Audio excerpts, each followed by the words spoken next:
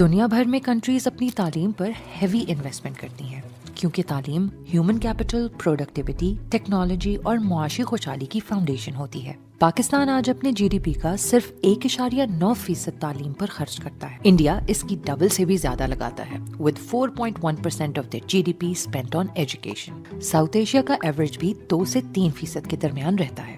اگر ہم total government spending کی پرسنٹیج کمپیئر کریں تو یہ فرق اور بھی سویر ہوتا جاتا ہے۔ ایک بات بالکل کلیئر ہے کہ ریجنل سے ہم بہت لو جا رہے ہیں۔ اگر ایون ہم میرے خیال میں نیپال، بنگلہ دیش کے بھی فگرز دیکھیں تو ہم ان سے بھی کم اسپینڈ کر رہے ہوتے ہیں۔ یہ ڈیٹا یہ سجیسٹ کرتا ہے کہ ہماری تعلیم کی پرائیورٹی اتنی سٹیبل نہیں جتنی ہونی چاہیے۔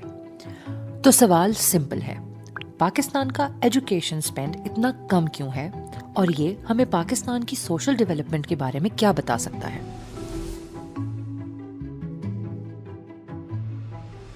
سب سے پہلا سوال تو یہ ہے کہ اگر پبلک سپینڈنگ ایجوکیشن پر اتنی کم ہے تو یہ جا کہاں رہی ہے، اور اس ڈویژن سے ہم پاکستان کی سپینڈنگ پرائیورٹیز کے بارے میں کیا سمجھ سکتے ہیں؟ میرا خیال ہے یہ بالکل اس بات کی عکاسی کرتا ہے کہ ہماری جو اوور آل فائنینشیل پلاننگ ہے، یہ ہیومن ڈیولپمنٹ اس میں ترجیح نہیں ہے، اور ہماری جو پوری گروتھ ماڈل ہے وہ ایک top down large scale projects اور اس کے اراؤنڈ اربنائزیشن پہ مشتمل۔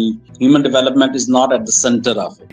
گیلپ کی انالیسز یہ پوائنٹ کرتی ہے کہ پالیسی کنٹینیوٹی پاکستان میں بہت ویک رہی ہے۔ 2006 میں ایجوکیشن شیئر 15.3% تک چلا گیا تھا، لیکن 2021 تک گر کر 7.8% رہ گیا۔ ہر گورنمنٹ اپنی پرائیورٹیز لے کر آتی ہے اور یہ پرائیورٹیز بجٹ کے ڈویژن میں ریفلیکٹ ہوتی ہیں۔ مسئلہ یہ ہے کہ تعلیم جیسے لانگ ٹرم سیکٹر کو انسٹیبل پالیسیز کا سب سے زیادہ